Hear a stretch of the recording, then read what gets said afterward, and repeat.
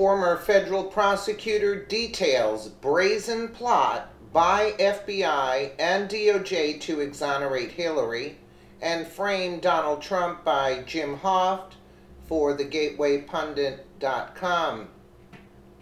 According to an interview with the Daily Caller, a former federal prosecutor says the truth is starting to seep out about the Obama administration's brazen plot to exonerate Hillary Clinton and frame an incoming president with a false Russian conspiracy.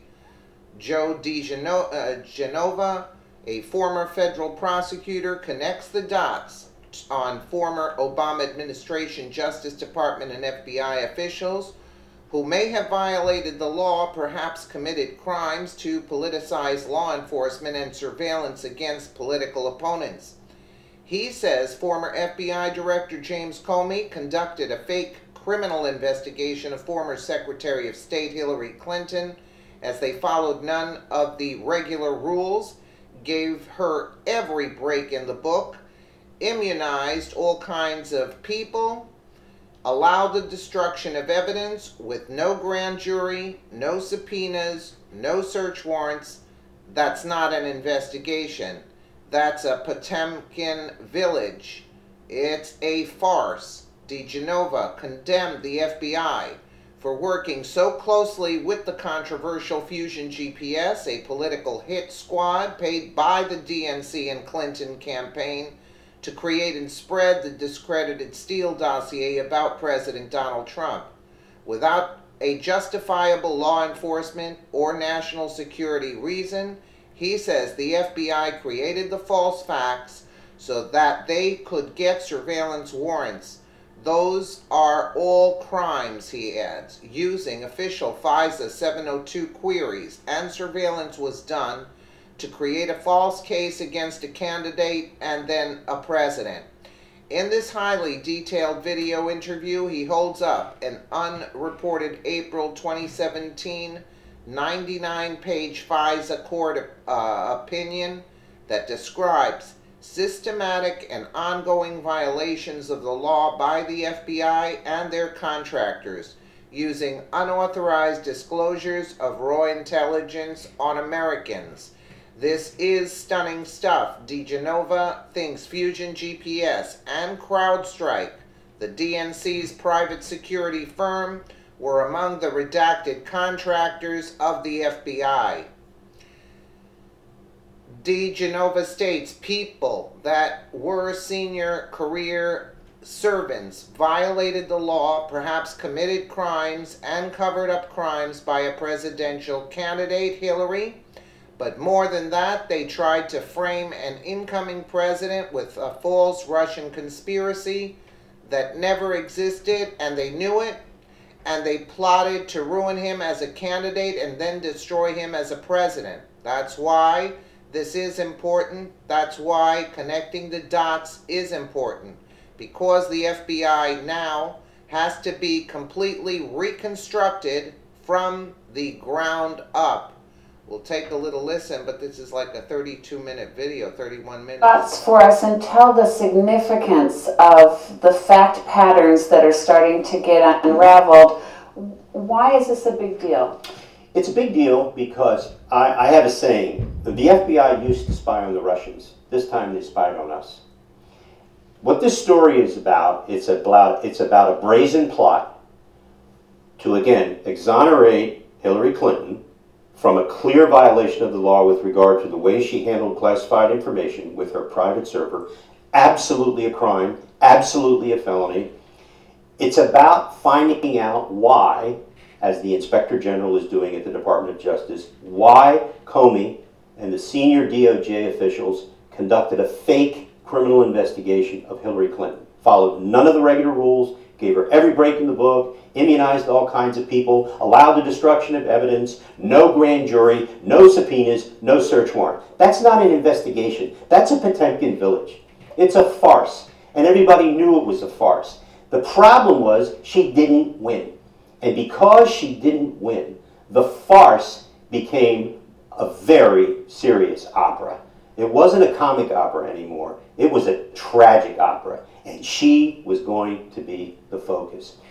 What this is about a lavabo, a cleansing of the FBI and the upper echelons of the Department of Justice. We're going to discover that the Attorney General, Loretta Lynch, her deputy, Sally Yates, the head of the National Security Division, John Carlin, Bruce Orr, and other senior DOJ officials, and regrettably, line attorneys, people who were senior career civil servants, violated the law, perhaps committed crimes, and covered up crimes by a presidential candidate. But more than that, they tried to frame an incoming president with a false Russian conspiracy that never existed, and they knew it, and they plotted to ruin him as a candidate and then destroy him as a president. That's why this is important. That's why connecting the dots is important, because the FBI now has to be completely reconstructed from the ground up. The men and women at the Bureau are great people. That's not who we're talking about. We never have been. We are talking about people like James Comey, McCabe, Strzok, Page, Baker, Prystepp, who was a name nobody knows. He's the head of the Counterintelligence Division, and he was the one who was involved in planning this entire crazy thing involving fusion GPS, the false dossier, and creating evidence. This is what people have to understand.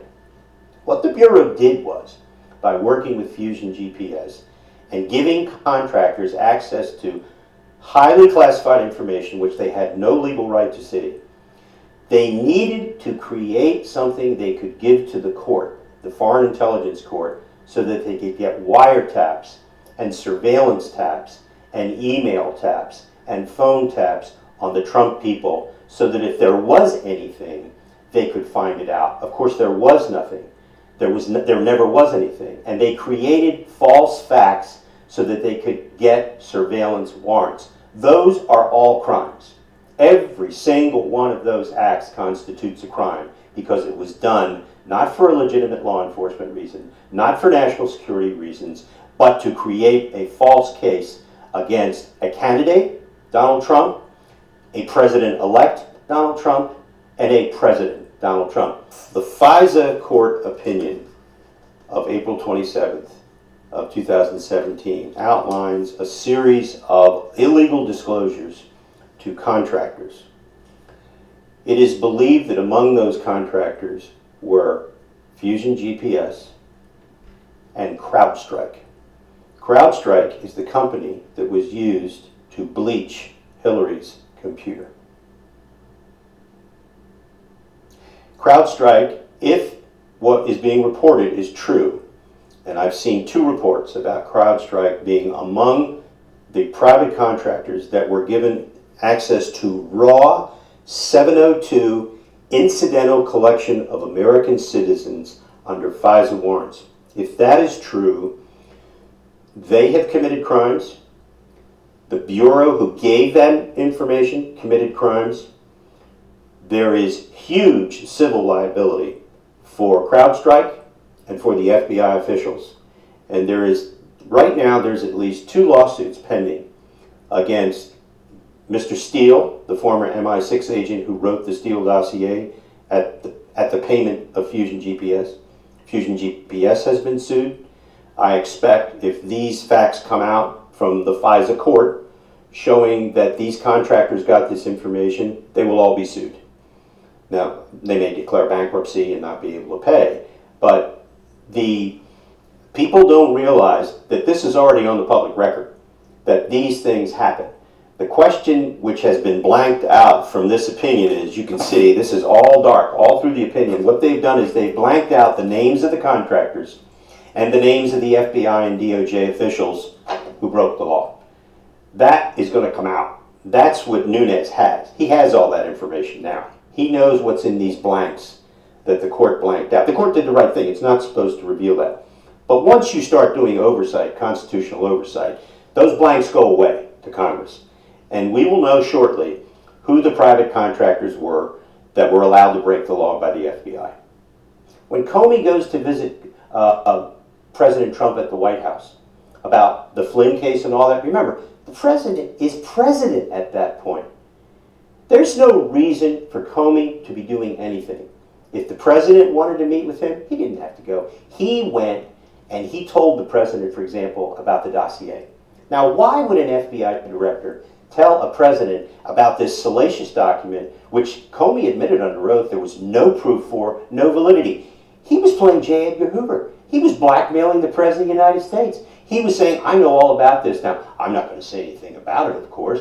Of course, if it ever gets out, it's just going to be awful. Do you want me to stay in my job? I mean, Comey is a person so devoid of a moral compass. Yep. He describes himself as Thomas Becket. I said to somebody the other day, he's not Thomas Becket. He's the assassin, Henry II, who killed Thomas Becket. That's who Comey is. He's an assassin. He's a political assassin. So when you follow the money of Fusion GPS, if the DNC and the Hillary Clinton campaign paid Fusion GPS, and that was part of the dossier that went to the FISA court, and it also was marketed through the journalistic community. Some people think that Fusion GPS was paying a lot of left-wing journalists who became propagandists to add these things to their stories. Have you heard that? Yeah. Well, I think the understandable storyline that Fusion GPS paid journalists to then go out and tell a story is the complete antithesis of American journalism in the First Amendment. We don't do that in this country. But if they did, and it's pretty clear that they paid a lot of money to a lot of people, among whom were some journalists, there's just no doubt about that. That's a scandal of immense proportion for the American journalism community, who seem to care little about that. The only thing the American journalism community seems to care about is destroying Donald Trump. It's fascinating to me that the people cared so deeply about governmental institutions in Watergate could care less about them now because it's another Republican who's being destroyed. This is as bad as it gets. When you have the government, the FBI and the DOJ being absolutely corrupted because of their motivations, and when you have the journalistic community being bought, it seems to me that's pretty bad for all the institutions involved. And journalism is now below Congress in terms of approval ratings. This is not going to help them. There have been rumors about the reason GPS fought the House Intelligence Committee subpoena was to prevent, not who their clients were, that's nonsense. They were protecting the people that they paid. And it's pretty obvious that Fusion GPS, they can pay anybody they want for information. They're not a government agency. They're not buying. If they want to pay for information and they think it's truthful or not truthful, but they want it, they can do that. It's clear that the reason they tried to protect, and they went to court to try and stop the House subpoena, but they lost in front of Judge Richard Leon, was to protect to whom they were paying money to get information. I have read reports, I don't know whether they're true or not, that they paid a number of journalists to spread information about the dossier. Yes, they did. It's not going to be long, though, because the House now has all of those records. They've been reviewed. And Devin Nunes, the chairman of the House Intelligence Committee, has now and will start next week briefing individual members of the House in closed sessions about what they've discovered. And I'm sure that what will leak out is who Fusion GPS paid. Fusion GPS, by the way, is really a joke.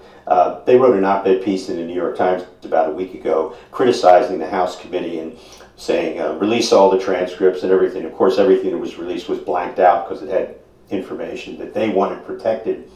I think that what's quite clear is that they were a private intelligence service. They sold their services to the highest bidder. That was the Clinton campaign and the Democratic National Committee, and eventually the FBI, which used them and bootstrapped their information into FISA applications.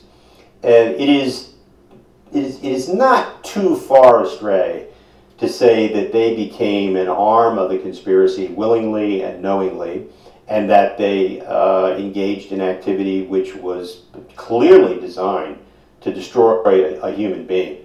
And it's pretty clear, according to James Comey, and maybe one of the few truthful things he said in all of his sworn testimony, that there's nothing verified in that report except that somebody like George Papadopoulos, Carter Page took a trip, a perfectly legal trip to Russia. Didn't do a thing wrong, didn't do anything wrong when he came back, and didn't do anything wrong before he went. Hope he wins his lawsuit. So talk about the competing narratives in the scandal world right now, and what's the important timelines that you're watching? Well, what's fascinating to me is how the people who want to defend everything that the Bureau has done, or the Department of Justice, or the Clintons, have turned to a series of narratives to replace the truth. For example, once this whole thing broke, when President Trump said, "I was spied on by the President of the United States," he was laughed at. Yeah. In fact, he was spied on by the President of the United States, by Barack Obama, under Barack Obama's orders, and under the orders of John Brennan, and Clapper, the Director of National Intelligence, and Susan Rice, the National Security Advisor, and Ben Rhodes, the Deputy National Security Advisor. Because what they did, which was part of a scheme which began in the year 2016, was to try to figure out a way to help Hillary Clinton get elected by exonerating her in her email scandal in her private server in New York, and she would be elected, and then the problem of Donald Trump would go away. The problem was... And the destruction of America would be put into place, that they had for 16 years now. 8 years of Obama, another 8 years of Hillary they planned on for the destruction of America. And that's the bottom line. Let me know what you guys think in the comments below. And again, thank you so much for watching.